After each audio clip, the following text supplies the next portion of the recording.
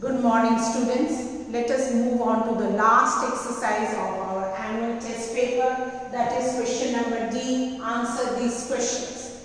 Some questions are given to you. You have to answer them. As you can see, I have written the answers on the board. You can write your answers and check with these answers because these are all our revision exercise. The first question number 1. What are reptiles? How do they reproduce? As you know, reptiles, I'll just show you the different types of reptiles. As you can see here, you can see crocodile, you can see lizards, alligators. So children, we have this reptiles.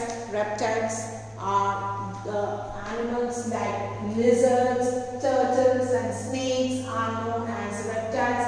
They reproduce by laying eggs. How do they reproduce? They reproduce by laying eggs. So our lizards you have seen at your home, turtles and snakes as well as crocodiles too are known as reptiles. They reproduce by laying eggs.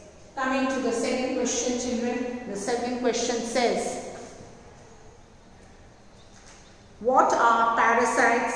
How do they feed themselves? As we discussed before that animals can be divided on their way they feed or the different food products they eat.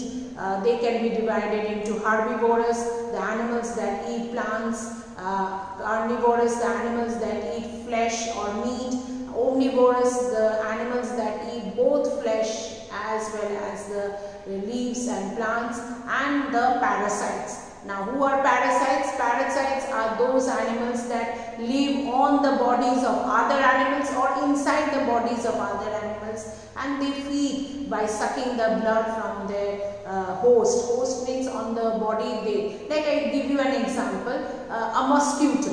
A mosquito is sitting on my palm, on my hands, and sucking the blood from my body. So mosquito is the parasite because it lives on my body and it is sucking the blood from me, so I am the host. So you can understand that some animals they live on the bodies or they live inside. The worms, the tapeworms, the hookworms, these worms live inside your body and then you have leeches, you have lices. All these are parasites. I'll just show you the picture we have done. Parasites. These are parasites. They live on or in another organism and they get nourishment from. Nourishment means food from the other animals. So these are parasites. So our answer is animals living on or inside the bodies of other animals for their food are known as parasites. Okay. So how they feed? They feed themselves by sucking blood from their host. So they suck the blood like mosquito, leech, or the lice which live in your hair, or the bugs, or the worms inside your body.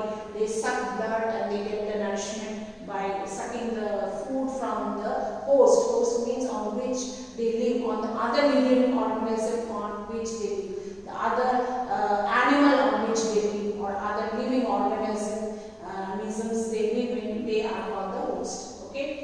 Coming to the third question.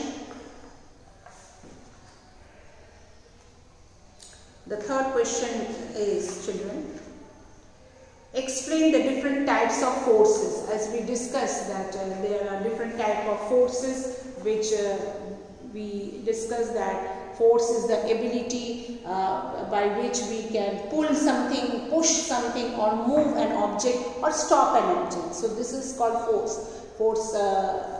There are different type of forces like muscular force when we are just pulling our bags or lifting something. This is called muscular force.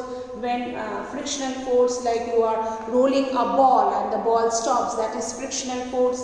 Then you have gravitational force which pulls everything towards the earth. The earth has gravitational force which pulls everything towards it. Then you have elastic force which we discussed that when we means throw something and they have the capacity to come back to its original position. So this is called elastic force. And then you have mechanical force, like you are using some simple tools like knife or a scissor or a maybe a cutter or any other simple tools to do some work, to maybe cut something or complete some work. So these are different types of forces. So children, the different types of forces are elastic force, mechanical force, gravitational force, muscular and frictional force. Okay, so these are the different types of forces. Coming to the fourth question, children. Our fourth question is, what are satellites? Now, as you know, satellites, we have discussed that satellites are those which move around the planets. We have discussed that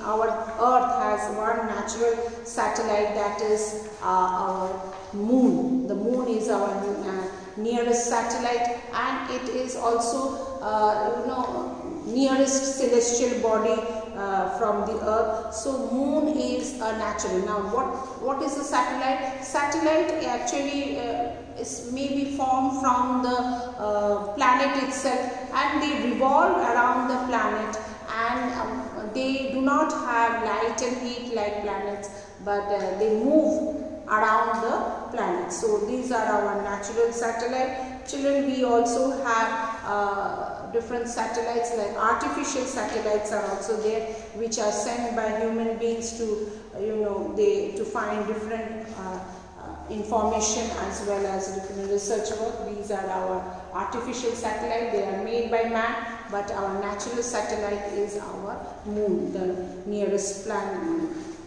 the nearest celestial body. So moon is our nearest satellite. So satellites are small heavenly bodies that revolve around the planets. Okay. Coming to the fifth question, children. The fifth question is, what is water table? How do we draw the underground water?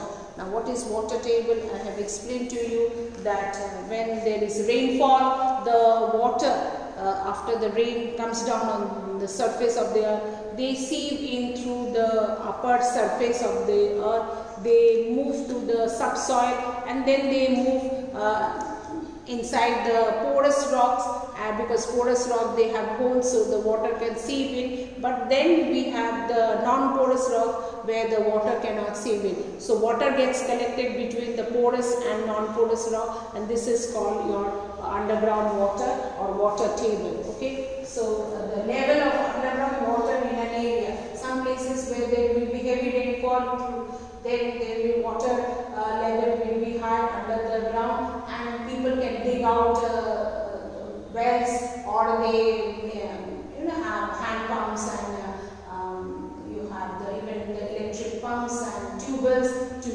draw water from underground. So the level of underground water in an area is called the water table, and we draw water from wells and tubers. This well and tubers are used to draw out water from under the ground, and some places where there is scarcity of rainfall, the underground water is less, and therefore wells and tubers are of no use. Okay, so these are all our answers. Please write in your notebook. Thank you, children.